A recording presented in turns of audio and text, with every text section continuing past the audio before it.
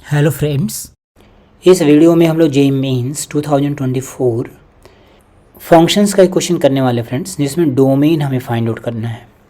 देखिए, हमें function given है, इस फंक्शन का हमें डोमेन निकालना है। तो डोमेन निकालने में हर एक पार्ट को डिफाइन करना होता है सो दैट ये फंक्शन डिफाइन हो जाए। मतलब सब जितना भी टर्म्स लिखा हुआ है यहाँ पे सब के सब डिफाइन होने चाहिए सो दैट ये फंक्शन डिफाइन हो जाए। किसके लिए? Set of real values of x.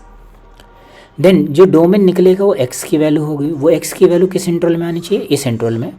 जैसे इस इंटरवल में मिलेगा आपको अल्फा बीटा मिलेगा, यहाँ पुट करेंगे, then we get the answer. तो चलिए देखते हैं डोमेन कैसे निकालते हैं। तो क्योंकि ये बहुत ही आसान सा क्वेश्चन है, तो पहले मैं यहाँ पे आपको कुछ चीज़ें समझा देता हूँ। सपोज कीजिए हमारे पास रूट ऑफ जी एक्स लिखा हुआ है, तो इसका डोमेन क्या होगा, मतलब डिफाइंड कब होगा? जब डी एक्स क्या हो जाएगा? Greater than equals to zero, है ना। ये greater than equals to zero होगा तो फिर ये डिफाइंड हो जाएगा, पहली चीज़ हो गई।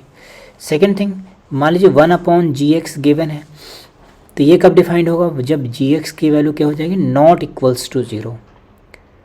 देन थर्ड थिंग, जैसे यहाँ पे लॉग यूज हो रहा है, तो log of g x base a, ये कब डिफाइंड है?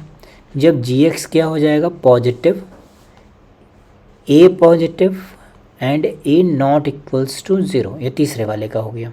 तो लॉग कब डिफाइंड होता है? जब इसका base positive, base not equals to 1 और अंदर वाली चीज़ पॉजिटिव।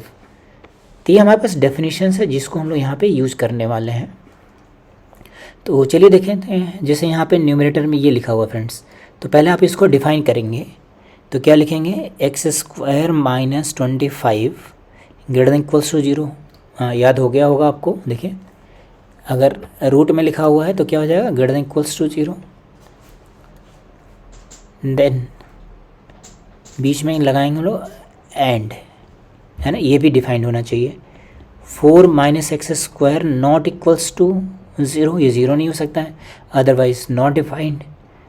और ये लॉग में क्या होगा? X square plus 2x minus 15 must be greater than zero, ठीक है ना, ऐसा होना चाहिए।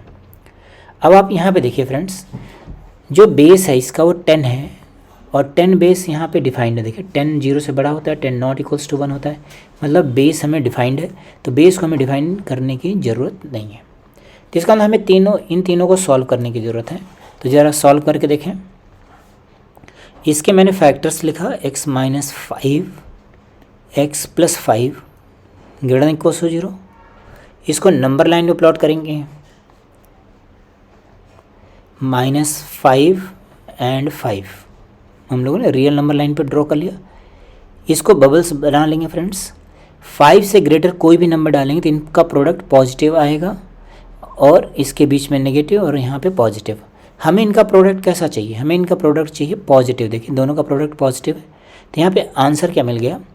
-इन्फिनिटी से -5। ये क्वांटिटी यहाँ पे -इन्फिनिटी को जा रही है, यहाँ +इन्फिनिटी, यूनियन 5 टू इन्फिनिटी। ये हमें इस वाले पार्ट में मिल गया। इसको सॉल्व करें तो यहाँ आएगा X square can not be 4, it means X can not be +-2।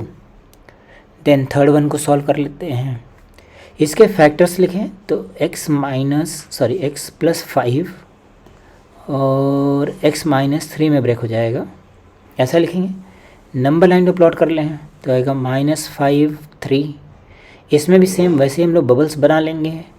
3 से ग्रेटर कोई नंबर लिखेंगे तो पॉजिटिव हो जाएगा दोनों का प्रोडक्ट। तो पॉजिटिव नेगेटिव पॉजिटिव, हमें यहाँ भी पॉजिटिव पार्ट ही चाहिए।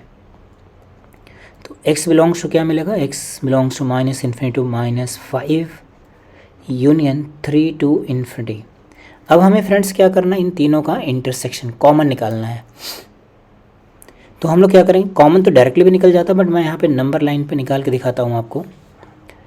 सबसे पहले हम लोग इंक्रीजिंग ऑर्डर में नंबर्स को लिख लेंगे। तो -5 -2 2 3 5 ये लिख दिया।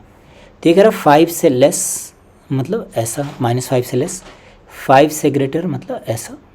ये सॉलिड बनाने का मतलब होता है ये इंक्लूड हो रहा पॉइंट।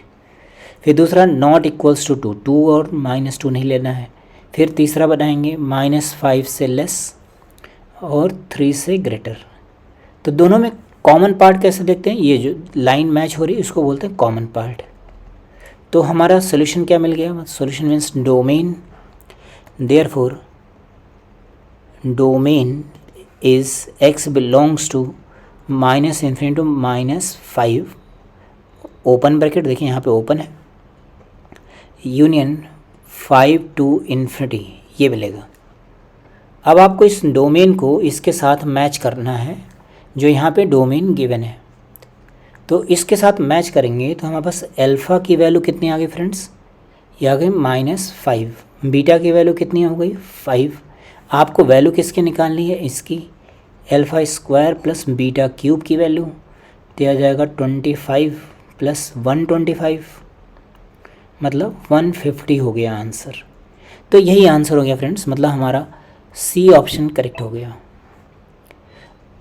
फ्रेंड्स ये बहुत ही ईजी सा क्वेश्चन है, सिर्फ मैंने आपको एक्सप्लेन इसलिए किया है क्योंकि ईजी सा क्वेश्चन है और इसमें मैंने आपको डिटेल एक्सप्लेन किया है। तो जिन बच्चों को दिक्कत है इस तरह की चीज़ों में, या जो लोग बिगिनिंग में अभी देख रहे हैं फंक्शंस चैप्टर के क्वेश्चंस, तो उनको इस तरह के क्वेश्चंस की ज़रूरत पड़ती है। तो जहाँ भी इजी क्वेश्चंस होगा उसका मैं बहुत ज़्यादा डिटेल सोल्यूशन दूंगा, जो लेंदी क्वेश्चंस होते हैं उसको मैं थोड़ा शॉर्ट कर देता हूँ, फास्ट कैलकुलेशन कर देता हूँ। आई होप आपको वीडियो समझ आया होगा फ्रेंड्स। Okay, thank you.